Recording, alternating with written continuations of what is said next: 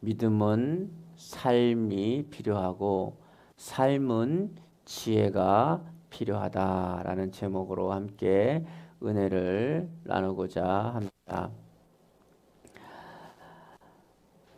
어느 주일학교 교사분이 가르치는 학생에게 온라인을 통해서 가르치는 학생에게 이렇게 온라인을 통해서 무릎을 꿇고 이렇게 얘기했다고 합니다.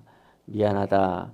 너희들에게 신앙생활하기 더 힘든 미래를 물려줘서 미안하다라고 사과했다고 합니다.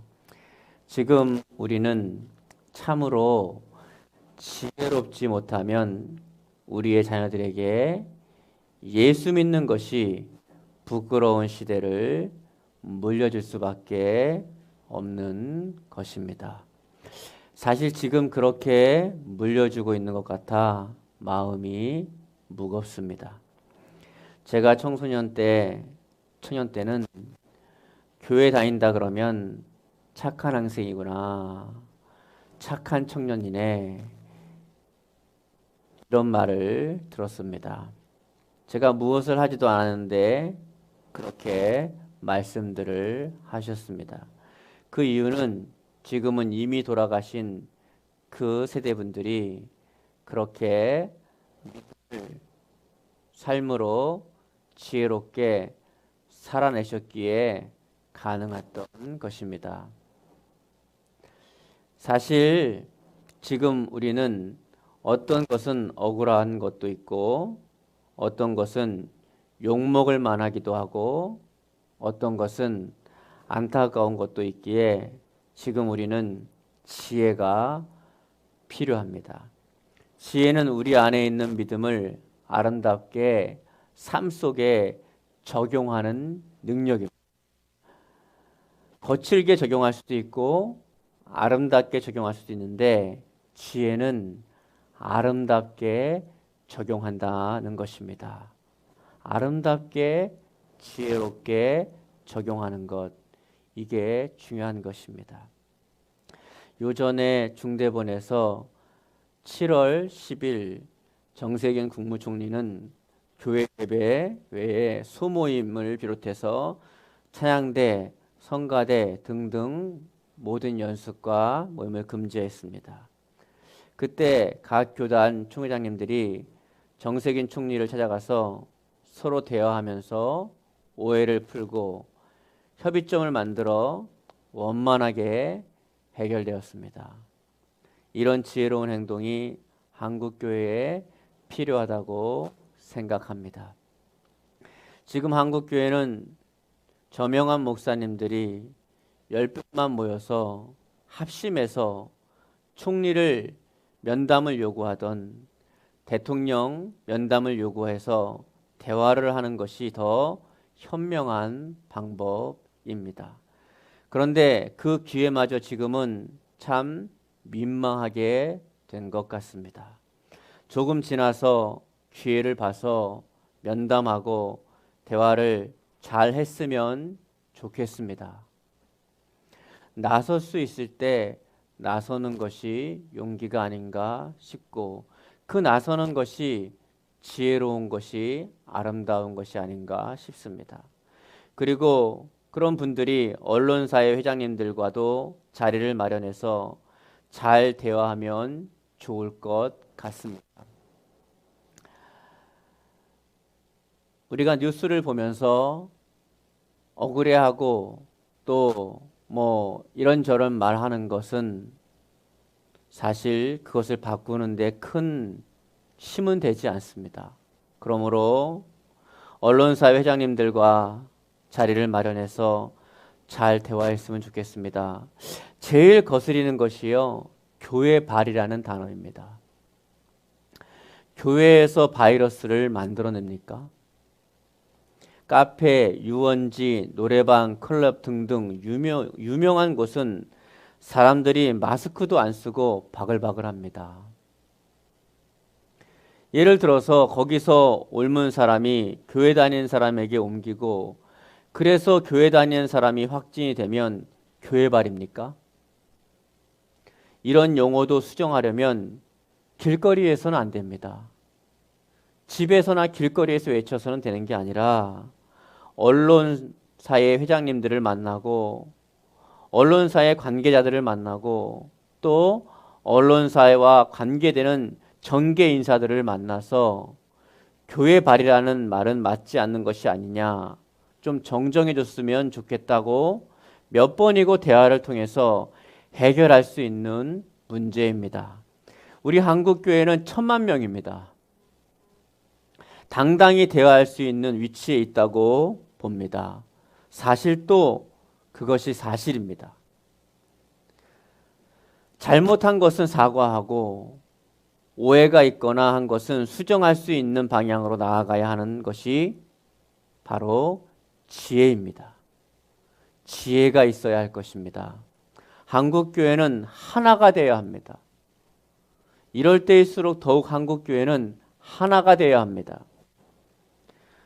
아군이 아군을 공격하면 절대 안 되는 것입니다. 나라 안에 파벌 싸움이 있다가도 외적이 쳐들어오면 하나가 되어서 힘써 싸워야 되는 것이고 하나가 되어야 합니다. 한국교회는 하나가 되어야 하고 또 우리 주임제 교회도 하나가 되어야 하고 우리 모두는 하나가 되어야 합니다. 요전에 여의도의 한 교회 목사님이 성도들을 위해서 오해를 풀기 위해 간곡하게 성명을 냈습니다. 다른 사람들은 몰라도 하나님의 자녀인 성도가 그것을 공개적인 온라인상에서 비판하고 믿지 않는 분들이 다 보는 곳에 댓글을 그렇게 달면 어떡합니까? 지혜가 있어야 되는 것입니다. 한국교회는 하나가 되어야 합니다. 나쁜 일에 하나가 되면 안 되겠지만 교회를 선한 길로 인도하는 길에 하나가 되어야 되는 것입니다. 우리는 적이 아니고 우리는 예수 그리스도를 구주로 영접한 하나의 공동체라는 사실을 꼭 잊지 말아야 할 것이고 성령 안에 지배를 받고 성령 안에 행하는 성도라면 어떻게 행해야 될 것을 분명하게 성령께서 인도해 주셨을 것입니다. 그렇게 무분별하게 모든 사람이 다 보는 곳에 객관적으로 맞지도 않는 말을 그렇게 쏟아놓으면 그 사람이 아군인지 적군인지 그 사람이 성령에 의해서 쓰임받는 사람인지 마귀에 의해서 충동받는 사람인지 불의의 병기인지 성령의 의의 병기인지 분별해 봐야 할 것입니다. 믿음이 성도의 내적인 원리라고 할 때 그것은 그 사람의 가치관과 인생관 그리고 세계관에 이르는 삶의 전반적인 원리가 예수 그리스도의 복음에 기초하고 있음을 뜻하는 것입니다. 우리의 모든 가치관의 변화, 인생관의 변화, 세계관의 변화는 예수 그리스도의 복음으로 인한 것이어야만 합니다. 그러한 삶의 원리는 반드시 행위로서 그 실제적인 삶 속에서 구체적으로 표현되어야 한다는 뜻입니다. 첫 번째, 믿는 것과 행하는 것입니다. 믿는 것과 행하는 것에 대해서 우리는 알아보도록 하겠습니다. 첫 번째, 경계해야 할 외식주의입니다. 믿는 것과 행하는 것 중에 경계해야 될 외식주의입니다. 아무리 좋은 약도 먹어야 몸을 건강하게 하는 약효가 나타나게 되는 법이며 훌륭하고 완벽한 가치관 세계관도 그것이 구체화될 때 비로소 가치를 인정받게 마련입니다. 우리의 믿음도 이와 다를 것이 없습니다. 우리의 믿음이 이 세상의 어떤 것과도 바꿀 수 없는 최고의 가치요 보배임을 알고 있습니다. 하지만 이것이 형식과 외식이라는 옷을 입게 될 때 믿음은 그 가치를 완전히 상실하고 맙니다. 유대 경건주의자들이 지닌 최대의 약점이 바로 이것이었습니다. 그들은 하나님에 대한 열심은 있었습니다. 그러나 그 열심이 예수 그리스도로 인한 열심이 아니었다는데 문제가 있는 것입니다. 하나님으로 인한 열심이 아니었다는데 문제가 있는 것입니다. 우리는 이런 부분을 좀 다뤄야 될 필요가 있습니다. 유대 경건주의자들에게 문제가 되었던 것은 그들이 경건이라는 것이 마음이나 생활과는 거리가 먼 겉모양을 꾸미는 데에 불과했다는 것입니다. 그러므로 우리는 외식을 경계해야만 하는 것입니다. 두 번째, 유익을 끼치는 신앙생활을 해야 합니다. 유익을 끼치는 신앙생활을 해야 합니다. 우리의 예수 그리스도로 인한 가치관의 변화, 세계관의 변화가 우리의 삶으로 나타나야 하는 것이고, 그것이 신앙 공동체에 유익을 끼쳐야 한다는 것을 꼭 명심해야 할 것입니다. 신앙 공동체 안에 유익을 끼쳐야 합니다. 그리고 실질적으로 줄인 자에게 필요한 것은 말에 그치는 위로가 아니라 먹을 것을 주는 행동 아니겠습니까? 이것이 우리의 신앙의 삶이 되도록 해야 하겠습니다. 주의 이름을 부르는 사람이 많다고 구원에 참여할 사람이 많은 것은 아닙니다. 같은 밭에 심겨졌다고 모두가 알곡이 되는 것이 아니듯 교회 안에 생명이 없는 믿음, 구원에 이를 수 없는 믿음을 가진 사람들도 적지 않게 있기 때문에 우리는 부단히 자신을 돌아보고 점검해서 우리의 신앙이 자신에게는 물론 전체에게 유익을 끼치는 것이 되도록 힘써야 되겠습니다. 이것이 지혜가 필요한 이유입니다. 고린도후서 13장 5절에 이렇게 말씀하고 있습니다. 제가 읽겠습니다. 너희는 믿음 안에 있는가? 너희 자신을 시험하고 너희 자신을 확증하라. 예수 그리스도께서 너희 안에 계신 줄을 너희가 스스로 알지 못하느냐? 그렇지 않으면 너희는 버림받은 자니라. 우리는 항상 우리를 돌아봐야 합니다. 우리를 자신을 시험하고 우리가 정말 예수님 안에 있는가 항상 돌아봐야 하는 것입니다. 두 번째로는 믿음으로 행하는 생활입니다. 믿음으로 행하는 생활. 첫 번째, 의로운 믿음입니다. 의로운 믿음. 사람은 세 가지 차원에서 의로워져야 합니다. 먼저 자기 자신에 대해서 의로워야 하고, 다른 사람과의 관계에서도 의로워야 합니다. 그리고 하나님 앞에서 의로워야 합니다. 무슨 일이든 내 자신이 알고 믿고 행하는 일에서 하나가 되도록 노력해야 되는 것입니다. 즉, 양심에 있어서는 하나님 앞에 부끄럽지 않도록 노력하며 살아야 합니다. 그래서 우리를 통하여 예수님의 빛이 생활 속에 나타나야 되는 것입니다. 신앙인으로서 이 세상에 살아가다 보면 때로는 의롭게 사는 길이 힘들고 어려울 때가 많고, 또한 어떻게 사는 것이 정말 의로운가에 대한 생각할 때도 많이 있습니다. 그러나 제일 중요한 것은 하나님 말씀에 우선순위를 두어야 하는 것입니다. 주의 말씀이 내게 이루어지는 생활이 곧 의로운 생활이며 의로운 믿음인 것입니다. 하나님의 말씀을 삶 속에 적용하는 데는 지혜가 필요합니다. 지혜는 적용하는 능력이라고 말할 수 있습니다. 지혜는 적용입니다.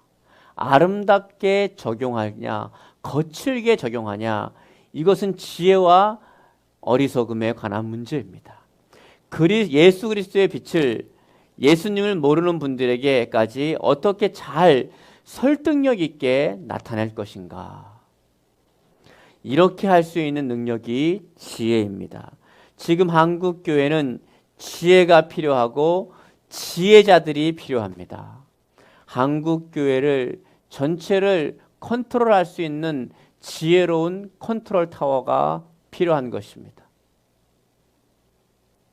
감정과 또 마음의 충동으로 움직이면 절대 안 됩니다.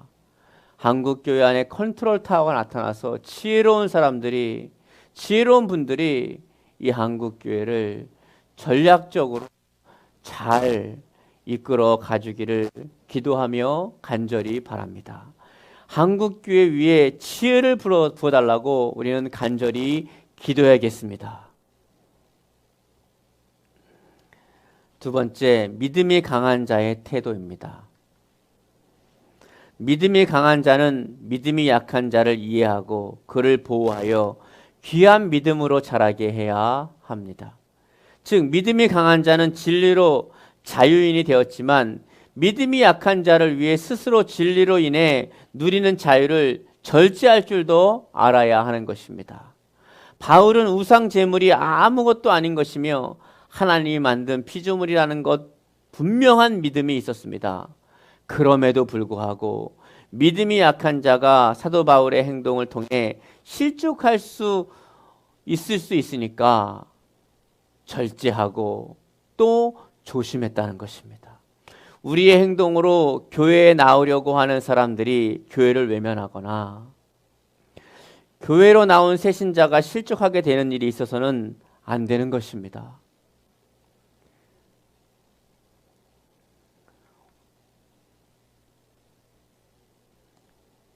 고린도전서 8장 10절로 11절 말씀입니다. 다 같이 읽겠습니다. 지식 있는 내가 우상의 집에 앉아 먹는 것을 누구든지 보면 그 믿음이 약한 자들의 양심이 담력을 얻어 우상의 제물을 먹게 되지 않겠느냐. 그러면 내 지식으로 그 믿음이 약한 자가 멸망하나니 그는 그리스도를 위하여 죽은 형제니라. 아멘. 나와 하나님과의 비밀 관계입니다. 하나님께서는 우리를 하나님의 비밀을 맡은 자로 여기셨습니다. 그러므로 성도는 믿음이 없이는 하나님을 기쁘시게 못할 뿐더러 충성스러운 성도가 될 수도 없습니다. 그 믿음을 바깥으로 표출할 때에 우리는 지혜가 필요한 것입니다. 이 한국교회 안에 우리 안에 하나님 지혜를 부어달라고 간절히 함께 기도할 수 있기를 바랍니다. 의로운 믿음은 확신을 소유한 믿음입니다. 하나님의 뜻을 스스로 판단할 수 있는 믿음입니다. 그래서 먹어야 하는지 안 먹어야 하는지 또는 그것을 해야 하는지 말아야 하는지에 신앙의 자기 결단이 세워져 있는 믿음을 말하고 있습니다. 그리고 이들의 믿음의 행위는 스스로 양심의 가책을 받지 않는 것이어야 하는 것입니다.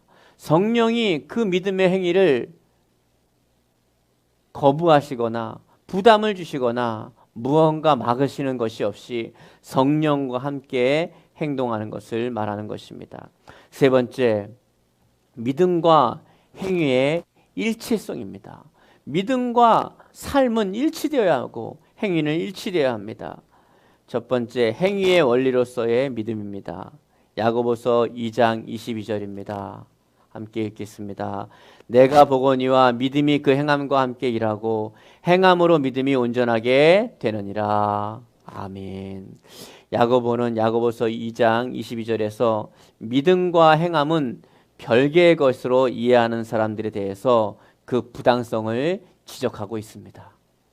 어떤 사람들이 믿음과 행함은 별개라는 사람들이 있었는데 이 사람들에 대해서 야고보는 믿음과 행위는 따로 떨어진 것과 별개의 것이 아니라 바로 하나라는 것을 강조하고 있는 것입니다.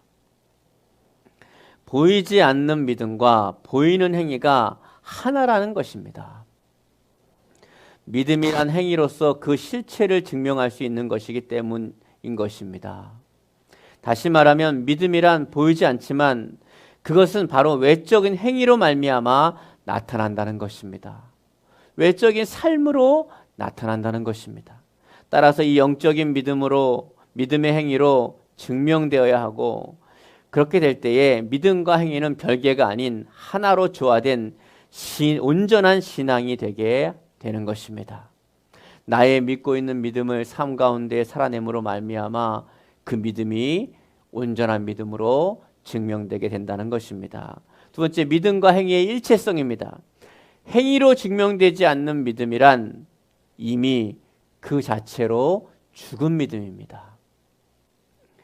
행동은 곧 믿음이 살아있다는 증거이고, 그것은 바로 믿음의 표현이라는 것입니다.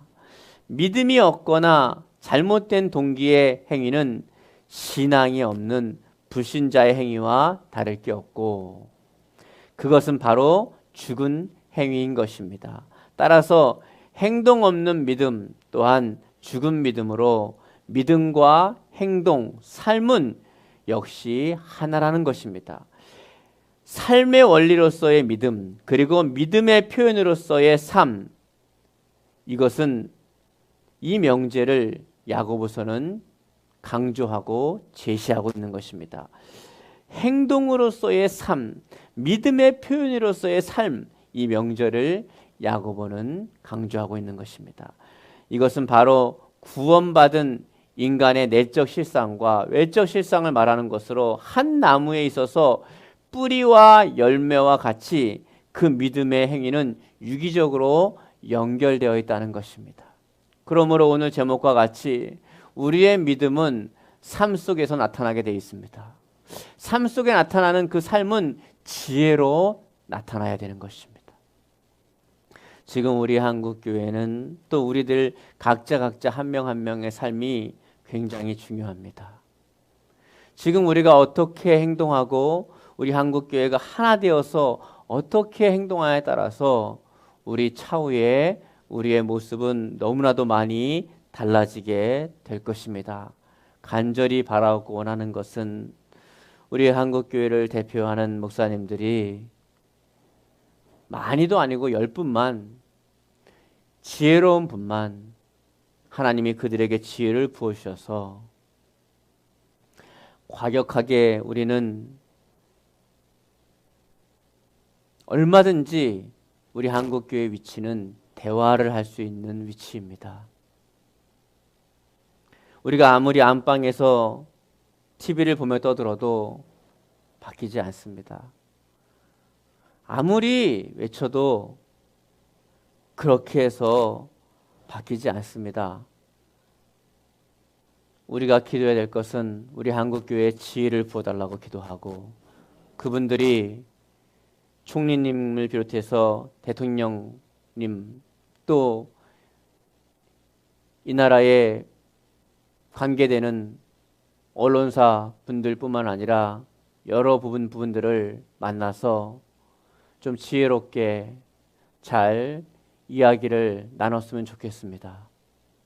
그리고 충분히 대화하고 설득하고 또 서로 입장을 확인하고 잘못된 부분들은 좀 수정하고, 이렇게 해서 우리 한국교회가 조금 오해된 부분들은 풀어지고 잘못된 부분들은 서로 하나가 돼서 바꿔나가고, 그래서 오히려 코로나 시대 이후에 한국교회가 더 아름답고 더 귀해지고 깨끗해지고 거룩해지는 그런 은혜가 있었으면 좋겠고, 이 일을 위해서 우리 모두가 기도해야겠습니다. 지금은 한국교회가 4분 오열로 나눠질 때가 아닙니다.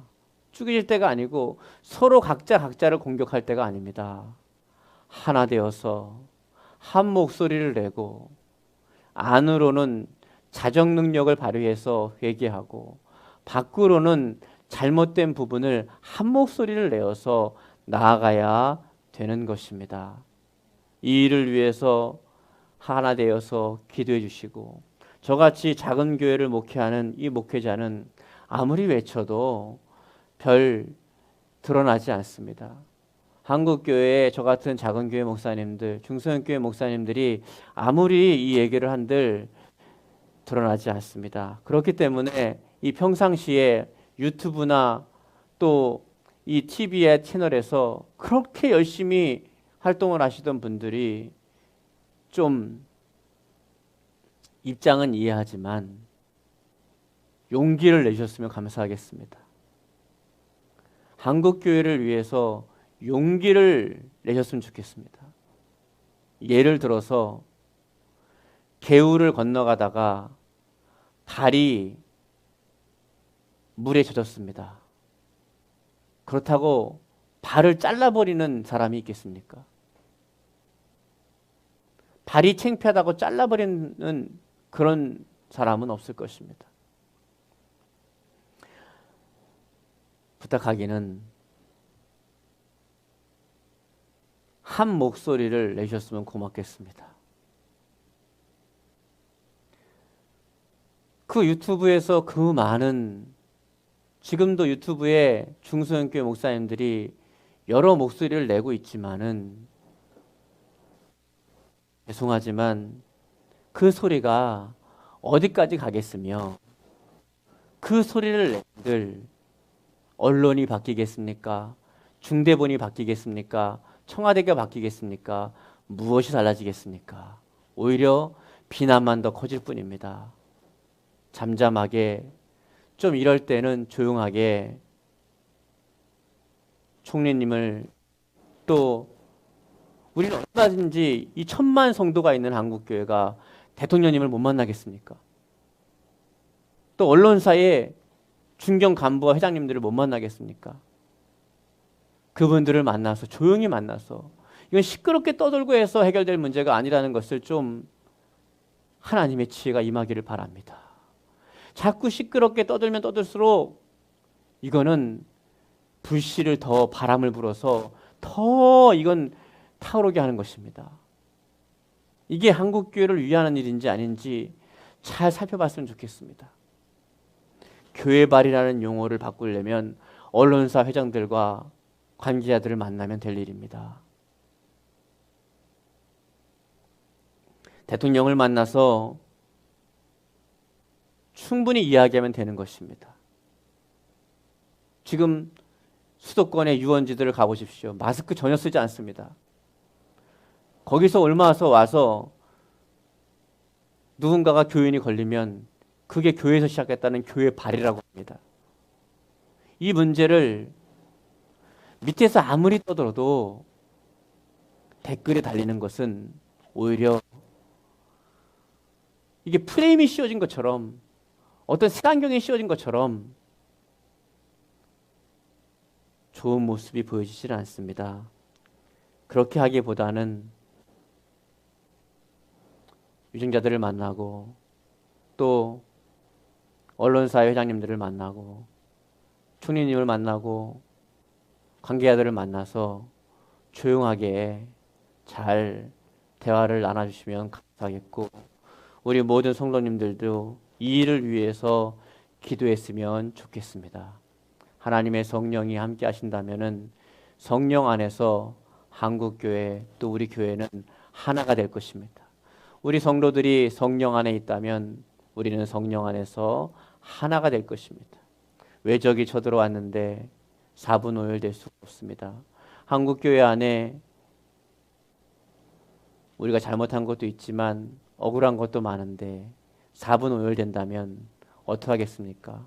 한국교회가 하나 되기 위해 기도해 주시고 성령님이 한국교회 전체를 통치해 주시기를 기도해 주시기를 간절히 바랍니다. 그러면 우리 한국교회 가운데 성령님이 역사하실 것이고 또 나누는 대화 가운데 아름다운 결과가 있게 될 것이고, 그렇게 된다면 한국교회 위상이 오히려 더 빨리 회복되게 될 것입니다. 기도해 주시면 감사하겠습니다. 우리 주여 한번 부르고, 하나님, 한국교회가 하나 되게 해주십시오. 지금은 서로 공격할 때가 아니라 하나 될 땜을 기억하게 하시고 하나 되게 달라고 기도하시고, 우리 1,000만 성도 또 주임주의 교회 모든 성도들이 성령 안에 있다면 우리 주임주의 교회 모든 성도들뿐만 아니라 1,000만 성도가 하나가 될 것입니다.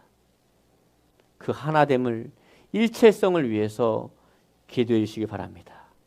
그리고 한국교회를 대표하는 어떤 목사님들이 계시다면 그 목사님들에게 하나님의 지혜가 부어지고 좀 용기가 생기고 담대함이 생겨서 그분들이 하나의 일치를 보고 그래 우리가 한번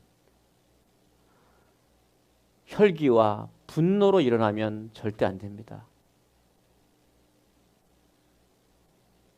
정사와 권세와 어둠의 세상 중환자들은 굉장히 지혜롭게 한국교회를 공격하고 있습니다.